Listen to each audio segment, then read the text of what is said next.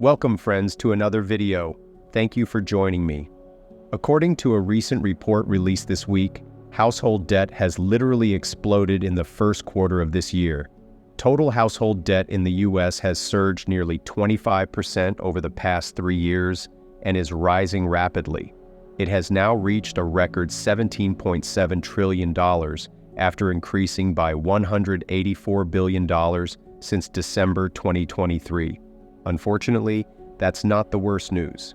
Delinquencies have increased across all loan types. The largest categories are mortgage debt, which rose by $190 billion to a total of $12.4 trillion, and auto loans, which increased by $9 billion to a total of $1.6 trillion. We are seeing exploding debt balances and an increasing number of borrowers falling behind on their payments. What could go wrong with more debt, higher prices, and lower real wages? This combination is a recipe for massive trouble ahead. We are literally fighting inflation with debt and taking on more and more debt to afford basic necessities such as food. By the way, credit card interest rates are now upwards of 25%, making it extremely expensive to carry a balance. Looking at delinquencies, there's a steep surge in credit card delinquencies, reminiscent of the 2008 financial crisis in terms of the percentage of balances that are past due.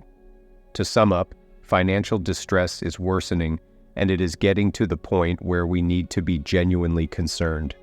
In addition to the latest household debt numbers, fears of stagflation are rising as the economy slows, but inflation continues to climb.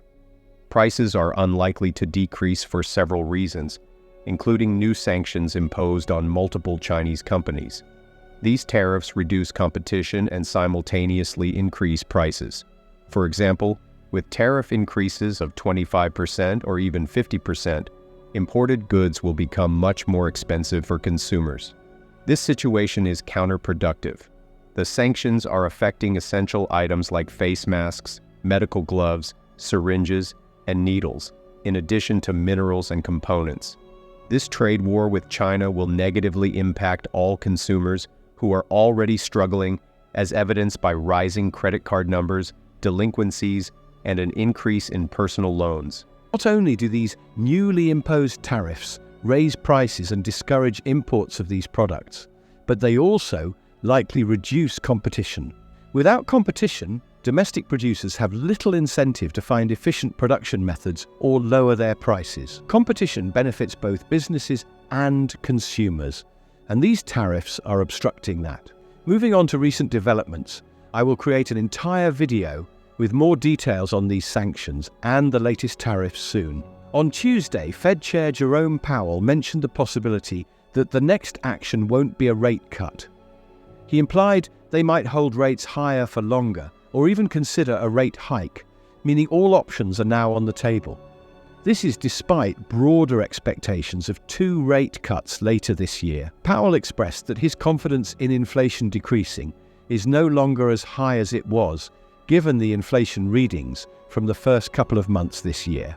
During his speech, Powell made a surprising statement. In retrospect, he wouldn't have done anything differently regarding monetary policy. One would hope that leaders learn from past experiences, but that doesn't seem to be the case here. Additionally, despite a recent warning from the Central Bank of Canada about growing systemic risks, which I covered in detail on my channel, Powell assured us that US banks are strong and well capitalized. While we hope this is true, we are seeing evidence that suggests otherwise. He also claimed that the wider financial system remains in good shape. We just covered the surge in US household debt and the latest comments from Jerome Powell this week. Now, let's quickly discuss another key indicator released this week, the Producer Price Index, PPI. What does it do?